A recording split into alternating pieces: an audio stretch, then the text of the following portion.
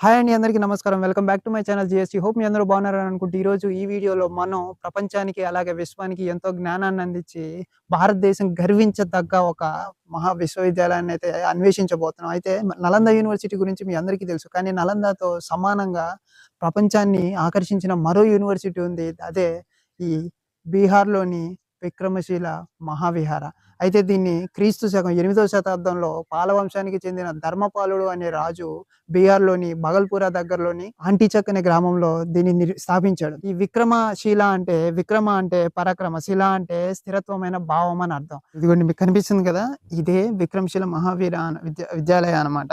ఇప్పుడు మీరు చూస్తుందంతా ఏదైతే ఉందో ఇదన్నీ కూడా మెడిటేషన్ హాల్స్ అనమాట. ఇక్కడే అప్పుడు విద్యార్థులందరూ కూడా యోగాలు, మెడిటేషన్లు అవన్నీ చేసుకునేవాళ్ళు అనమాట. ఒక్కొక్కరికి ఒక్కొక్క గది చొప్పున ఇదిగోండి చూస్తున్నారా, ఇవన్నీ కూడా ఆ విధంగా ఉన్నాయన్నమాట. చూడండి మొత్తం పచ్చదనంతో అద్భుతంగా ఉంది, అద్భుతంగా ఉంది. ఆ రోజుల్లోని ఇంత గొప్ప యూనివర్సిటీని నిర్మించారంటే అసలు మన అది ఎంత గొప్ప విషయం. ఇదిగోండి ఇక్కడికి టిబెట్ నుంచి, నేపాల్ నుంచి, భూటాన్ నుంచి, ఈ ఆసియా ఖండం నుంచి మొత్తం కూడా ప్రపంచం నలుమూల నుంచి మొత్తం కూడా విద్యార్థులు ఇక్కడికొచ్చి విద్యని నేర్చుకునేవారంట. ఆ రోజుల్లో మన భారతదేశంలో ఉన్న ఈ యూనివర్సిటీ ప్రపంచానికి ఎంతో జ్ఞానాన్ని అందించిందంటే నిజంగా అది మనందరం గర్వపడాల్సిన విషయమే. ఈ స్తూపం యూనివర్సిటీకి మధ్యలో చుట్టూ కూడా మీరు చూసిన ఈ చుట్టూ అంతా కూడా ఈ బౌద్ధ మఠాలు, అలాగే విద్యార్థులకు నేర్చుకోవడానికి గదులు, విద్యా గదులు, అలాగే వాళ్ళు వసతి గృహాలంటే హాస్టల్స్, వాళ్ళు ఉన్న గదులు, ఆ గదులు దాంతో పాటుగా ఇంకా లైబ్రరీలు, పాఠశాల ఇవన్నీ కూడా చుట్టూ ఉంటే మధ్యలో మాత్రం ఈ స్తూపం అన్నమాట. ఈ స్తూపం గురించి మొత్తం కూడా హిస్టరీ అంతా కూడా ఇంగ్లీష్‌లో, హిందీలో కూడా ఉంది. కానీ మీకు ఇంగ్లీష్‌లో చూపిస్తున్నా. చాలా పెద్దది కాబట్టి ఇదంతా చదివి వినిపించలేం కాబట్టి మీకైతే దీన్ని కాసేపు చూపిస్తున్నా. మీరే చదువుకోండి మెల్లగా. మీరు స్క్రీన్‌ని పాజ్ చేసుకొని దీని హిస్టరీ గురించి చదువుకోవచ్చు అనమాట. ఎంత గార్డెన్ ఏరియా చూడండి, మొత్తం పచ్చదనంతో రకరకాల చెట్లు. ఇదిగోండి గులాబీ పూలు, గులాబీ పూలతో ఏంటివి ఇవి మల్లెపూల, ఏవో పూలు. స్తూపం దగ్గరికి రాగానే ఈ విధంగా ఉందన్నమాట. ఇక్కడే బుద్ధుడి విగ్రహం ఉండేది. ఇక్కడే పెట్టుకొని ఆ రోజుల్లో విద్యార్థులు అందరూ కూడా వర్షిప్ చేసేవాళ్ళు అనమాట. ఈ స్తూపం చుట్టూ ఈ పెద్ద పిల్లర్ చుట్టూ ఇది వచ్చేసి ఇది ఒక క్లాస్ రూమ్ అనమాట. ఇక్కడ సబ్జెక్ట్ చెప్పేవాళ్ళు. అండ్ ఆ సైడ్ ఉంది కదా, అదొక క్లాస్ రూమ్ అనమాట. అక్కడో సబ్జెక్ట్ చెప్పేవాళ్ళు. అండ్ ఇంకో సైడ్ మనం ఫస్ట్ వచ్చాం కదా, ఆ సైడ్ అదొక క్లాస్ రూమ్. ఇక్కడ ఈ 4 దిక్కులు, ఈ 4 సైడ్ ఈ పెద్ద స్తూపం చుట్టూ కూడా ఈ విద్యార్థుల గదులు అనమాట. ఈ పెద్ద స్తూపం చుట్టుపక్కల కూడా ఈ విధంగా నేను చుట్టూ తిరుగుతున్నాను అనమాట. చూడండి ఇవన్నీ అప్పట్లో ఇటుకరాళ్ళు ఎంత గట్టిగా చూడండి. ఇప్పటికీ ఈ విధంగా ఉన్నాయంటే ఎంత గట్టి అయి ఉండాలి. అప్పట్లో ఇటుకరాళ్ళు ఈ విధంగా ఉండేవి. ఇవ్వండి మరి ఈ విక్రమశీల విద్యాలయ ఈ ప్రపంచానికి ఏమేమి పాఠాలను అందించిందంటే, ఇక్కడ ఏమేమి సబ్జెక్టులు ఉండే అంటే ఆ రోజుల్లో బౌద్ధ తత్వ శాస్త్రం, తర్కశాస్త్రం, అలాగే సంస్కృతం, వైద్య శాస్త్రం, వజ్రాయన బౌద్ధం అంటే తాంత్రిక బుద్ధిజం. అప్పట్లో కూడా తంత్రమంత్రాన్ని నేర్పించేవాళ్ళంట బుద్ధిజంలో. అలాగే వ్యాకరణం, ధ్యానం ఇవన్నీ కూడా అప్పట్లో సబ్జెక్టులు చెప్పేవాళ్ళంట. ఇవి వచ్చేసి ఏవైతే ఉన్నాయో ఇవి వచ్చేసి పిల్లర్స్ అంట. ఈ స్తూపం చుట్టూ బొమ్మలు ఇవ్వండి ఈ విధంగా. ఆ రోజుల్లోనే ఇక్కడ 100 మంది ఉపాధ్యాయులు, 100 మంది గురువులు ఉండేవాళ్ళంట, టీచర్లు. అలాగే 1000 మందికి పైగా విద్యార్థులు. నలంద యూనివర్సిటీలో ఇంకా ఎక్కువ మంది, దాదాపు 10,000 మంది ఉంటారు. కానీ ఇక్కడ 1000 మంది. కానీ దానికి సమానంగా ఇక్కడ విద్యలను అయితే అందించేవాళ్ళంట. భారతదేశం గర్వించదగ్గ విద్యాలయాలు ఎన్నో ఉన్నాయి. అందులో నలంద యూనివర్సిటీ, నలంద మహావీర, ఈ విక్రమశీల మహావీర, వదంటపూరి, సోమాపుర, అలాగే జలపడ్డ, అలాగే తక్షశీల, ఇవన్నీ కూడా ఈ పురాతనమైన ప్రాచీనమైన యూనివర్సిటీలు. ఇందులో ప్రపంచం మొత్తం మీద ప్రసిద్ధి పొందిన విశ్వవిద్యాలయాల్లో మూడు ఉన్నాయి. అందులో మొదటిది నలంద యూనివర్సిటీ, అలాగే రెండోది ఇదే ఈ విక్రమశీల మహావీర, ఇక మూడోది వచ్చేసి తక్షశీల, అది వచ్చేసి పాకిస్తాన్ లో ఉందన్నమాట. అలాగే ఇంకోటి ఉంది మన ఇదే భారతదేశంలో వల్లభి యూనివర్సిటీ వచ్చేసి గుజరాత్ లో ఉందన్నమాట. ఇవి పిల్లర్స్, అప్పుడు ఈ విధంగా పిల్లర్స్ ఈ విధంగా ఉండేవి. ఇప్పుడు మీరు చూసేవన్నీ కూడా గదులు. అప్పట్లో విద్యార్థులు అప్పట్లో ఇందులోనే ఉండాలి, హాస్టల్స్ అనమాట. ఇది ఒక్కొక్కరికి ఒక్కొక్క గది. ఇందాక మనం మెడిటేషన్ హాల్స్ ఏ విధంగా అయితే చూసామో, అక్కడ ధ్యానం సాధన చేయడానికి ఒక్కొక్కరికి ఒక్కొక్క గది ఏ విధంగా అయితే ఉందో, ఇక్కడ కూడా ఒక్కొక్కరికి ఒక్కొక్క గది అనమాట. ఈ విధంగా ఇవన్నీ గదులే.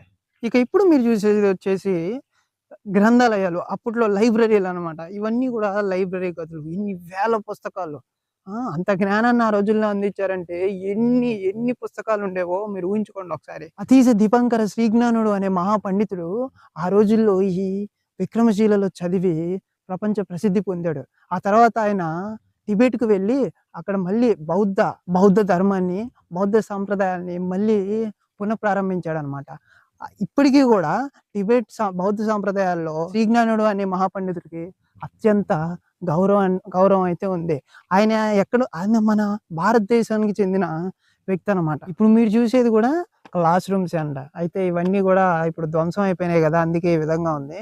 మొత్తం ఈ చుట్టుపక్కల మొత్తం కూడా 208 క్లాస్ రూమ్స్ ఉన్నాయంట వాళ్ళు చదువుకోవడానికి అప్పట్లో విద్యార్థులు. అలాగే అటుపక్క మీకు హాస్టల్స్ చూపించాం. ఇటు పక్క వచ్చేసి లైబ్రరీ. అండ్ ఇవి వచ్చేసి ఇక్కడ మనం ఇందాక సబ్జెక్టులు చెప్తారని చెప్పుకున్నాం కదా! అయితే అది బౌద్ధానికి సంబంధించిన అంటే బౌద్ధ మందిరాలు అంట అవి. ఓకేనా, వాళ్ళు ప్రార్థనా మందిరాలు. ఆ చుట్టూ 4 దిక్కులు ఉన్నాయి కూడా. ఆ బౌద్ధ స్తూపానికి 4 దిక్కులు ఉన్నది బౌద్ధ మందిరాలు. సో అక్కడ వాళ్ళు ప్రార్థనలు చేసేవాళ్ళు. దాదాపు 400 ఏళ్ళు ఈ విక్రమశీల ప్రపంచానికి జ్ఞానాన్ని అందించింది. మన తర్వాత ఏమైందంటే 12వ శతాబ్దంలో క్రీస్తు శకం 1193, 1200 మధ్య కాలంలో మొహమ్మద్ బిన్ బక్తియార్ ఖిల్జీ అనే రాజు దీనిపైన దండయాత్ర చేసి దీన్ని కాల్చేసి ధ్వంసం చేశాడు. కేవలం ఈ యూనివర్సిటీనే కాదు, నలంద యూనివర్సిటీని కూడా ఆ రాజే కాల్చేశాడనమాట ఆ కాలంలో. ఇవన్నీ కూడా పిల్లర్స్ అనమాట. పిల్లర్స్ అన్నీ ఇట్లా కూలిపోయినాయి. ఇదిగోండి.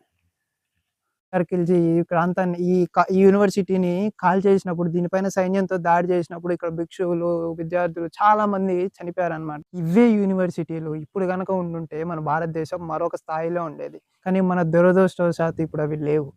ఇప్పుడు ప్రజెంట్ మన భారతదేశం పరిస్థితి ఎలా ఉందంటే ఎంతో కొంత ఇక్కడ విద్య అనేది అంతరించిపోతుంది. ఎంతో కొంత విద్య మిగులున్నా, ఎంతో కొంతమంది జ్ఞానులు ఉన్న వాళ్ళు ఏం చేస్తున్నారంటే మన దేశాన్ని వదిలేసి మరొక దేశానికి వెళ్ళిపోయి అక్కడే స్థిరపడిపోయి వాళ్ళ తెలివితేటలను అక్కడ ఉపయోగించుకుంటున్నారు. దానివల్ల వాళ్ళంతా బాగానే ఉంటున్నారు. కానీ మన భారతదేశం వెనకబడిపోతుంది. ప్రతి ఒక్కరు పక్క దేశానికి వెళ్ళిపోయి మన భారతదేశం గురించి తక్కువగా మాట్లాడతారు. ఇక్కడ చూస్తే ఇలా ఉంది, ఇక్కడ సూపర్ ఉంది, ఇక్కడ అది ఉంది, ఇక్కడ ఈ సిస్టమ్ ఉంది, ఇక్కడ మన దేశంలో ఏమీ లేదంటే చదువుకున్న వాళ్ళందరూ పరాయి దేశం పారిపోతుంటే మన దేశం ఎలా అండి ముందుకెళ్తుంది? మీరే చెప్పండి.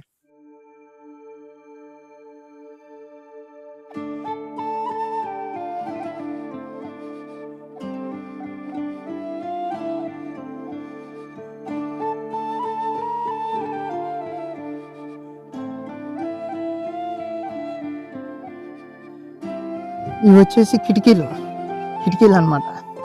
1600 సంవత్సరాల క్రితం ఇంకా ఇదిగోండి ఇది టిబేటియన్ టెంపుల్ అంటండి ఇదంతా.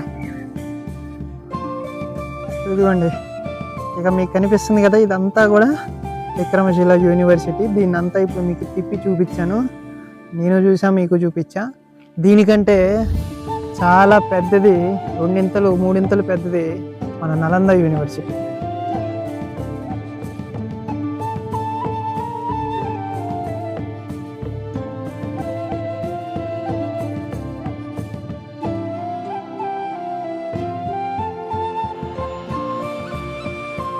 సో ఇంకా చూశారు కదా, ఇదే విక్రమశిల మహావిహార.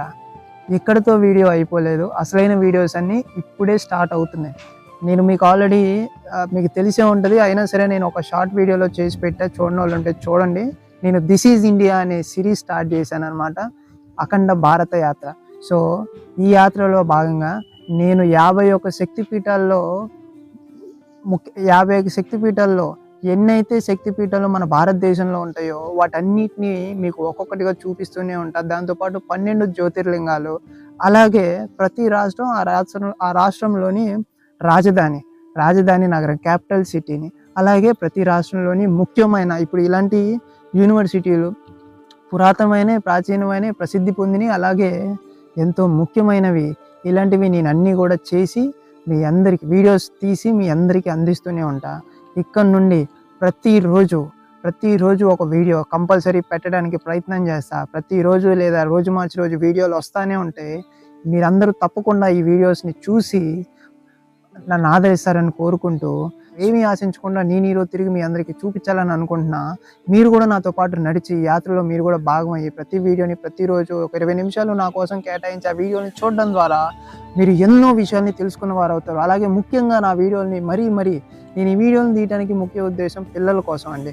సో, ఆ పిల్లలు ఎందుకంటే రాబోయే తరాలు ఎవరైతే మన భారతదేశం గురించి, ఇక్కడున్న విషయాల గురించి తెలుసుకోవాలని చెప్పి నా ఆశ అనమాట.